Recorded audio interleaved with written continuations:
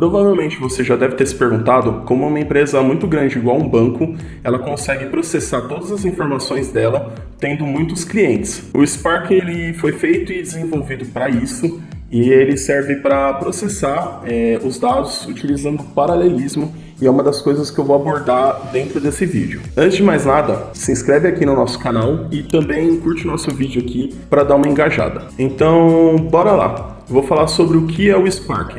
O Spark ele é um framework de processamento de dados e ele nasceu para dar velocidade no processamento das informações e também para ser fácil na construção de algoritmo. Ele é uma linguagem que utiliza o Python, também tem a versão dele Scala e Java, só que em todas as linguagens ela é gratuita de código aberto, ou seja, open source. E isso torna o Spark muito escalável no meio corporativo.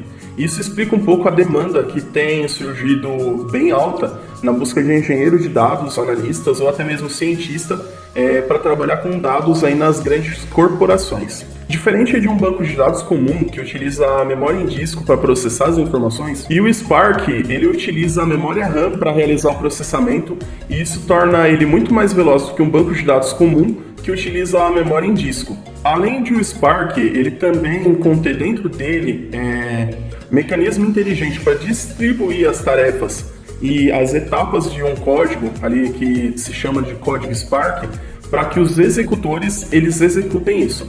Eu sei que isso é um pleonasmo, mas vai fazer sentido no próximo slide. Aqui a gente tem a arquitetura que o Spark trabalha.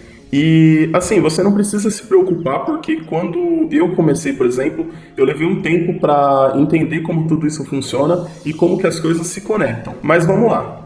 A primeira coisa que eu vou falar é essa primeira caixinha, que é o driver. E o driver, ele é o computador onde o código é executado. E dentro desse código, a gente tem o Spark Cesium, que é uma variável que a gente importa da biblioteca Spark e ela é o ponto de início ali para a gente fazer a conexão com toda essa arquitetura aqui e também acessar as leituras das bases. E dentro lá do driver, em um programa Spark que a gente está codificando, a gente atribui várias ações que são executadas depois pelo Spark Cesium quando a gente utiliza um comando de ação, como por exemplo contagem, ou gravar uma tabela, ou até mesmo visualizar esse resultado no console. E essas tarefas elas são acumuladas até que um comando de ação ela é chamada. E o Spark, quando esse comando de ação ele é chamado, ele fica responsável por criar um plano lógico de todas as ações que foram atribuídas para ele e depois pegar esse plano lógico e otimizar para uma versão que vai ser realmente executado pela arquitetura do Spark. Em um resumo bem grande aqui, o Spark ele tem alguns paranauês dentro dele que faz com que ele fique muito otimizado e tenha uma performance muito boa. E quando esse comando de ação ela é chamado, ele é enviado para o Cluster Manager e o Cluster Manager ele é responsável por coordenar as atividades, ou seja, todas aquelas atribuições que a gente passou para ele e também coordenar a execução dela de forma distribuída pelos executores. Aqui nessa imagem a gente vê 3 caixinhas em azul que são os Work Nodes e neles são executados as atividades e elas são fragmentadas em pequenas tarefas. E como a gente consegue ver aqui nesse slide, a gente tem 3 máquinas, por exemplo, executando a mesma atividade. E pensa numa parada, a gente tem uma base bem grande e a gente divide ela em 3 computadores para fazer a execução dessa mesma base grande.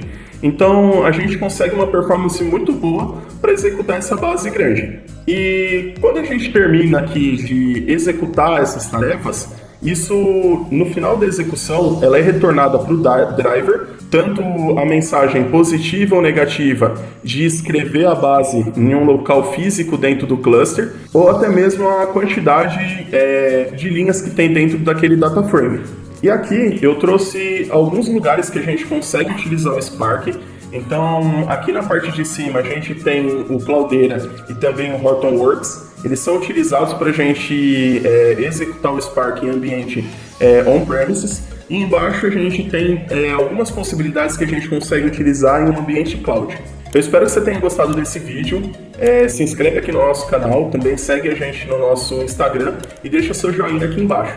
Valeu!